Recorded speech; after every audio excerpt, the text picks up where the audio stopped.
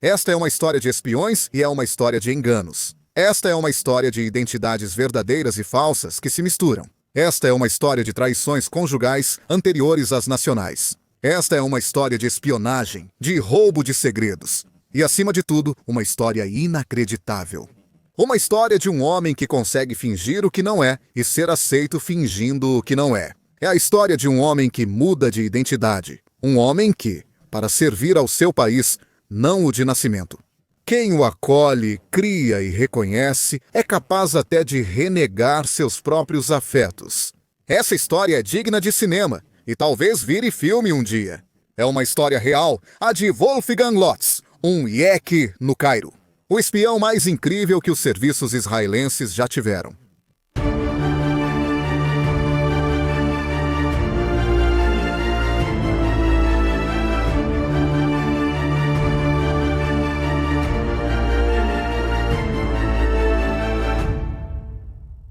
Vocês sabem por que eu considero o espião mais incrível de Israel? Por uma razão muito simples. Wolfgang Lotz, por uma certa parte da sua vida, conseguiu fingir ser um ex-oficial da Wehrmacht. E vocês vão dizer, bem, o sobrenome Lotz é alemão. O nome Wolfgang é alemão? Sim, vocês têm razão. Wolfgang Lotz era um Jeker, ou seja, um judeu criado na sociedade alemã. Ele nasceu na Alemanha, antes da ascensão de Adolf Hitler. Haim, filho de uma mulher judia, Helene, e de um gentio, ou seja, de um alemão não judeu, Hans Lott, um diretor de teatro. A família dele era uma família bastante peculiar, porque nenhum dos dois pais se importava muito com a educação religiosa. Por esse motivo, Wolfgang Lotz não frequentava nem a igreja nem a sinagoga. Ele também não era circuncidado porque a mãe não quis. E esse pequeno detalhe iria ajudar muito, muitos anos depois, na sua carreira de espião. Um judeu não circuncidado é uma raridade. É o clássico caso da mosca branca. Mas se por muito tempo a suposta prova de ser judeu era justamente a circuncisão, bem, Wolfgang podia tranquilamente driblar esses controles. A família Lotz vê sua perspectiva de vida mudar radicalmente nos anos 30. Em 1931, Hans e Helene, pais de Wolfgang, se divorciam. 2 anos depois, Hitler assume o poder e surgem as dificuldades com as leis de Nuremberg. Mas, por enquanto, não afetam o pequeno Wolfgang e nem sua mãe, porque eles, obviamente, estão divorciados. Vivem longe do pai biológico de Wolfgang. Depois, a situação se torna mais pesada, com as primeiras perseguições, prisões e violências. E é nesse momento, em 1937, um ano antes da Kristallnacht, a Noite dos Cristais, que Helene decide levar o pequeno Wolfgang com ela para a Palestina. É o período da chamada liberdade, ou seja, do retorno de muitos judeus que fogem da Europa antes mesmo do início da Segunda Guerra Mundial. Rumo a uma nova pátria, a Terra da Esperança. O mandato britânico da Palestina. Já comentamos sobre isso em outros vídeos do canal. Mas, naquela época, a Palestina representava uma terra prometida e também uma oportunidade de recomeço. Aos 16 anos, Wolfgang chega à Palestina e transforma sua vida, vivendo seu primeiro grande momento de mudança. Ele chega até a mudar de nome. Não quer mais ser chamado por aquele nome alemão, não gosta. Decide se chamar Zeev Gurarie. Esse é seu novo nome. Assim, ele é registrado na Agraf. E com esse nome, ele se alista na Gana'a, as primeiras forças de autodefesa do futuro Estado de Israel. Wolfgang decide se empenhar para garantir a segurança, não só de sua mãe, mas também dos outros colonos que vivem nos primeiros kibbutzim. Afinal, nos anos 30, anos tumultuados também durante o mandato na Palestina, ocorrem alguns pogroms que são basicamente incentivados pelo grande mufti de Jerusalém. Já falamos dele em outro vídeo que você encontra no canal Wolfgang. Zeev treina com armas e vira bom combatente, mas então começa a verdadeira guerra na Europa. Em 1939, ele, registrado como residente na Palestina, é convocado para as armas como súdito do Império Britânico. Ele não é mais um cidadão alemão. É recrutado pelo Exército Real e enviado inicialmente para o Egito. E é justamente no Egito que ele aproveita uma de suas características: a capacidade de falar um excelente alemão. A partir de fevereiro de 1941, começam a chegar ao norte da África as tropas do que se tornaria o famoso Deutsches Afrika Korps e, posteriormente, o Panzer Armee África. são os soldados do Feldmarechal Erwin Rommel. Já falamos sobre ele, vocês encontram uma pequena monografia em vários episódios no canal. Aproveitem! O talento linguístico de Zeev, ou Wolfgang, como quiserem chamá-lo, se destaca nesse momento. Porque toda vez que soldados alemães eram capturados durante as batalhas na Líbia ou no Egito, eles eram levados primeiro para Alexandria e depois para o Cairo, para os interrogatórios. Como intérprete, muitas vezes está lá o rapaz nascido em Mannheim, que fala excelente alemão. Através desses interrogatórios, Wolfgang ou Zeev, como vocês querem chamá-lo, ele não só se torna muito útil para o esforço de guerra britânico, mas também começa a entender alguns pequenos segredos dos seus ex-conterrâneos, daqueles que se tornaram seus inimigos, que falam a mesma língua que ele. Ele começa a obter detalhes sobre as vidas deles, as vidas civis, e também começa a conhecer as várias unidades envolvidas no conflito à disposição deles. E, acima de tudo, aquelas pequenas coisas, as amizades que surgem, o companheirismo, os detalhes, as partidas de cartas sob as tendas, as irritações, as amizades que aparecem, as brigas, todos os pequenos detalhes das vidas de outras pessoas, que depois, bem, serão ainda mais úteis para ele. A guerra termina em 1940, Zeev é dispensado, volta para casa, mas para ele ainda é tempo de lutar. Entre 1948 e 1949, Israel luta sua primeira guerra de independência. É uma guerra áspera, muito dura, com atrocidades de ambos os lados, israelense e árabe, uma guerra suja. Zeev Gurarieh, que agora é chamado apenas assim, faz carreira na Haganah e nas forças de defesa de Israel, torna-se capitão e luta no saliente de Latrum. Um enfrenta as piores áreas, então luta. Sai vivo disso, é condecorado. Mas não termina aí, por quê? Alguns anos depois, quando Grã-Bretanha e França propõem a Israel atacar o Egito de Nasser, que ocupou o canal de Suez, para uma operação conjunta, Zeev Gurarieh está novamente à frente, desta vez como major. Ele fez carreira, comanda um batalhão de infantaria que ataca a península do Sinai. Ele também se destaca nesse caso. Mas no final dos anos 50 ele muda de lado novamente. Não mais um combatente diretamente envolvido, mas um combatente de outro tipo. Este se torna Zeev Gurarieh. Torna-se um membro da Aman, os serviços secretos militares de Israel. Para quem não sabe, Israel tem vários serviços secretos. Muitos acham que só existe o Mossad, responsável pela espionagem estrangeira. Mas não é bem assim. Exatamente, o Mossad atua apenas no exterior, coletando informações e realizando operações de despistamento. Depois, há o Aman, Serviço Secreto Militar, envolvendo apenas militares das Forças de Defesa de Israel, responsável por coleta de informações, espionagem, contra-espionagem e proteção de segredos militares. Depois tem o que erroneamente é chamado de Shin Bet, mas na verdade se chama Shabak, o Sherut Bishon Clad, ou seja, o Serviço de Segurança Interna. Esse faz apenas contra-espionagem e garante a segurança de personalidades israelenses dentro e fora das fronteiras de Israel. Para dar um exemplo, quando as equipes esportivas israelenses vão jogar em várias competições internacionais, por exemplo, o Maccabi Tel Aviv é quase uma seleção nacional de Israel. Aqui estão os personagens, elegantes, de óculos escuros e fones de ouvido que os acompanham. Não são do Mossad, mas do Shabak. Depois há um último escritório, com um nome longo e complexo, que não vou repetir, que basicamente lida com os países que perseguem os judeus por razões étnicas ou religiosas. Bem, como foi dito, Zeev Gurarieh é transferido para o Aman, e o Aman o aproveita, e aproveita sua ótima capacidade como soldado e seus conhecimentos. Ele o envia, por exemplo, para a Europa. Mas por quê? Porque Zeev é um Yeke, é um judeu nascido e inicialmente criado na Alemanha. Ele pode se naturalizar, pode se camuflar, pode construir um histórico útil para outras missões, fingir ser o que não é.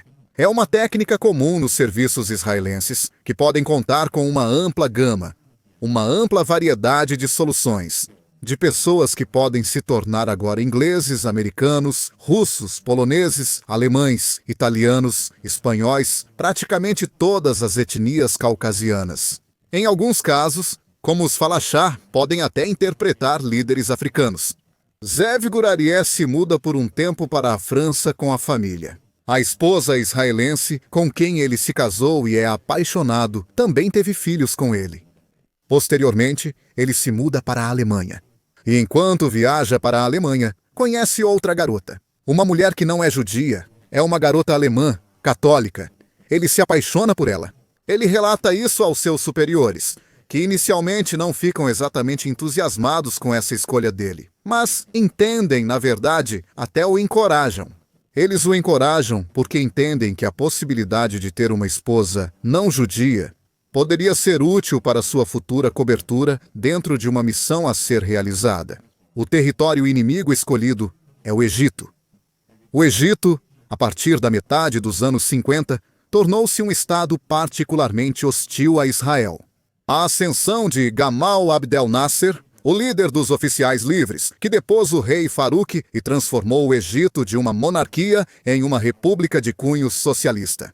Ele elevou o país dos faraós ao inimigo número 1 do Estado de Israel, junto com a Síria. Acima de tudo, Nasser...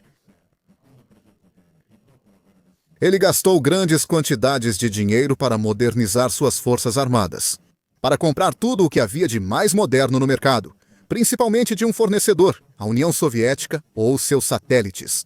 Por quê? Porque depois da Guerra do Sinai, Nasser não só não confia mais nas potências europeias que o atacaram, mas também se coloca como o principal aliado da região da União Soviética. É um jogo muito perigoso, um jogo inserido dentro da Guerra Fria. Mas os soviéticos não são os únicos fornecedores de armas de Nasser, são os principais. Eles fornecem tanques, aviões de combate, helicópteros, peças de artilharia moderna e enviam instrutores para ele. Falta algo no arsenal. Já comentamos sobre isso em outro vídeo do canal. Faltam os mísseis. Nasser os quer. Ele quer mísseis balísticos de médio e longo alcance. Mas a União Soviética diz não. Naquele período histórico, ela não está disposta a fornecer esse tipo de arma para países que não são diretamente controlados ou subordinados a Moscou. Nasser é um colaborador valioso da região, mas não oferece garantias de confiabilidade política. Por isso, Moscou recusa. Mesmo assim, Nasser persiste. Alguém no Cairo faz notar a ele que, no fundo, todos os mísseis balísticos derivam do mesmo protótipo, o EV-2. Os mísseis criados por Wernher von Braun para destruir a Inglaterra durante a guerra. A partir desse protótipo, todos os outros mísseis do mundo foram derivados. Bem, von Braun não está disponível. Ele foi levado para os Estados Unidos com a Operação Paperclip no final da guerra e se tornou o pai do programa espacial Apollo. Então, não adianta pedir. Mas há muitos outros cientistas alemães. Alguns ficaram na Alemanha, outros em outras partes da Europa. E talvez, com uma boa recompensa, eles poderiam voltar a trabalhar no projeto das antigas 2 e atualizá-las aos padrões dos anos 60. Quem propõe esse negócio é a Odessa. Já a encontramos quando falamos, justamente, dessa rede de ex-nazistas fugitivos e de alguns de seus membros. Vocês encontram os vários vídeos do nosso canal. A Odessa propõe a Nasser construir 300 mísseis para atacar Israel, porque a guerra entre o Egito e Israel, como se sabe, é inevitável. Um dia ela vai acontecer, não se sabe quando, mas é inútil ter dúvidas ou ilusões. Mais cedo ou mais tarde, será preciso lutar de novo. E nesse caso, Nasser quer estar preparado mesmo em situações difíceis. Até mesmo de poder lançar um first strike, um primeiro ataque, talvez preventivo, o mesmo primeiro ataque que os israelenses têm em mente. É um jogo de xadrez, o que acontece entre Cairo e Tel Aviv. É um jogo muito perigoso. E uma peça-chave se torna ele, Zev Gurarieh. Aliás, Wolfgang Lotz, porque ele retoma seu antigo nome, é enviado da Europa para o Cairo com uma identidade falsa. Certo, ele retoma seu nome alemão, mas com documentos completamente novos. Uma história completamente diferente. Lotz não é mais o filho de um diretor de teatro e de um judeu. Não, ele é judeu. Nem isso. Ele é israelense. Também não. Ele é um alemão puro sangue. Nascido e criado na Alemanha, que serviu no Oher durante a guerra, exatamente no norte da África. Após a guerra, fugiu para a Austrália e abriu uma escola de equitação. E agora ele quer levar a mesma escola para o Cairo. Imagine que intriga diabólica. Um judeu alemão fingindo não ser judeu. De nunca ter estado em Israel, de ter sido um soldado durante a Segunda Guerra Mundial, exatamente um oficial, de ter lutado. E agora é um empresário no ramo da equitação. Incrível! Mesmo assim, no Cairo todos caem nessa, inclusive egípcios e vários alemães já lá, muitos com passado nazista. O clube hípico de Wolfgang Lotz se torna o ponto de encontro para noites muito animadas, com muito álcool para os alemães e, obviamente, suco de laranja para os egípcios, que são muçulmanos praticantes, onde se discute política e também se fala sobre armas. Lotz foi treinado de forma impecável. Também lhe foi fornecido um pequeno transmissor sem fio, que está escondido na balança pendurada no banheiro dele. Todas as noites, após longos briefings que acabam com brindes, seja champanhe, conhaque ou suco de laranja, Lotz se despede dos convidados. Ele beija a esposa antes de ela ir dormir e se tranca no banheiro para mandar mensagens para Tel Aviv. Ele faz isso por muitos anos. E faz porque acredita em seu país, que não é a Alemanha, é Israel, e ele quer ajudá-lo. Numa corrida contra o tempo, como será o julgamento dos mísseis em Basileia? Veja o vídeo no canal. O projeto de Nasser é criar 2 mísseis, o Al-Qaeda e o Al-Zafira, que tenham como alvo Israel. Com diferentes alcances, alguns espalhavam a peste bubônica, outros irradiavam o território. Com estrôncio 90 radioativo, como mostram os processos. Algumas fontes históricas vão criticar a real capacidade dos egípcios de produzir esse tipo de ogiva. Mas é isso que aparece. É claro que, quando em Tel Aviv ficam sabendo desses projetos, que são de genocídio, decidem intervir. É Isser Harel, o diretor do Mossad, que impulsiona a OZ em uma corrida contra o tempo, para fazer os cientistas alemães desistirem. Para impedir que continuem esse tipo de operação, a OZ, a partir daquele momento, inicia uma campanha terrorista. Envia vários pacotes, todos supostamente endereçados a Hamburgo, para os diversos cientistas alemães presentes na região. Alguns são desarmados, outros explodem literalmente nas mãos ou no rosto de quem os abre. Uma dessas pessoas é uma infeliz senhorita alemã chamada Wenda Enelor, a secretária de um dos cientistas empregados. Ela voltará para casa completamente desfigurada. Outro pacote chega à base 333 de Elba, nos arredores do Cairo, distrito industrial. É o diretor de segurança que corta o barbante do pacote, mas não tem tempo de abrir o embrulho, porque ele explode e mata 5 pessoas, entre guardas e operários. É o suficiente para enfurecer os serviços secretos egípcios, que a partir desse momento iniciam uma caçada humana. Na Europa, especialmente no Egito, porque acreditam haver um traidor. E estão certos, porque de fato, Wolfgang Lotz continua colocando sua própria cobertura em risco, enviando aqueles pacotes até que os cientistas comecem a ir embora, um após o outro. Mas o que realmente arruína Lotz é outra coisa, diz uma israelense. Ela se chama Eli Cohen, atua em Damasco e acaba sendo desmascarada pelos sírios. Cohen é surpreendida enquanto manuseia um aparelho sem fio idêntico ao de Lotz. Um aparelho que é estudado pelos conselheiros militares e de espionagem soviéticos e que leva esses mesmos conselheiros ao Cairo, com técnicas de triangulação, para descobrir de onde partem as mensagens em ondas curtas. Em 22 de fevereiro de 1965, a polícia egípcia invade o clube hípico de Wolfgang Lotz e começa a busca. No banheiro, dentro da balança, eles encontram aquele rádio espião, mas ninguém ainda suspeitava dele. Os próprios egípcios se surpreendem, sem entender como isso é possível. Aquele homem, o alemão, o nazista. Como a esposa de Lotz pode espionar para os israelenses? A segunda esposa, alemã, sabia que o marido era espião, mas achava que ele trabalhava para a OTAN.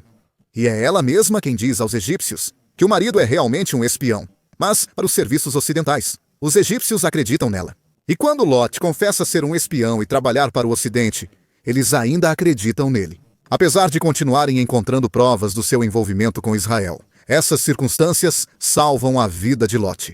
Por quê? Bem, simplesmente, o Mossad faz mais um grande espetáculo. Consegue convencer um adido cultural da Embaixada da Alemanha Ocidental no Cairo. Apoiar quem, no fim, é compatriota deles. O processo de Wolfgang Lotz, que na prisão, de qualquer forma, é espancado e torturado, é acompanhado diretamente pelos advogados enviados pelo consulado alemão, com obstáculos e observadores constantes. Essa é a garantia de que Lot e sua esposa sairão vivos dessa situação, caso fosse descoberto que ele era um espião israelense. E ambos teriam sido brutalmente assassinados. Lot é condenado à prisão perpétua. A esposa pega 3 anos, mas é libertada em menos de 1 ano. Dessa prisão perpétua, Wolfgang Lot cumpre menos de 3 anos. Em 1968, Israel organiza uma troca de prisioneiros. Zev Gurarieh, agora já pode ser chamado pelo seu verdadeiro nome, é trocado depois de ser reconhecido pelos próprios israelenses. Com 300 prisioneiros de guerra egípcios, todos capturados durante a Guerra dos 6 Dias. Aquela Guerra dos 6 Dias em que Israel atacou primeiro, destruindo em terra as frotas aéreas do Egito, da Síria e da Jordânia. Em apenas 6 dias, destruiu a máquina de guerra dos adversários. Zev volta para casa para sempre. Após um tempo, a esposa pede o divórcio de Lot. Ele recomeça a vida em Israel e depois na Europa. A esposa morrerá pouco depois do divórcio por uma coronariopatia, uma doença do coração provavelmente contraída na prisão. Lot está doente e ainda não sabe. Ele morrerá de ataque cardíaco em 1993. Enquanto isso, ele reconstruirá outra vida, novamente. Uma vida na Europa, em Munique, onde, entre outras coisas, publica alguns livros, incluindo uma autobiografia, The Champagne Spy, O Espião do Champagne. Isso porque ele se lembra do tempo que passou no Cairo, dos muitos brindes noturnos com os oficiais egípcios e os nazistas que estavam fugindo por lá. Wolfgang Lot morre em 1993, aos 72 anos. Ele havia recusado algum tempo antes o convite de Ariel Sharon para servir de guia para os jornalistas ocidentais no Líbano. E ele não queria mais saber daquela vida. E principalmente de ter que contar verdades e mentiras ao mesmo tempo. O que viu e sofreu foi suficiente para ele.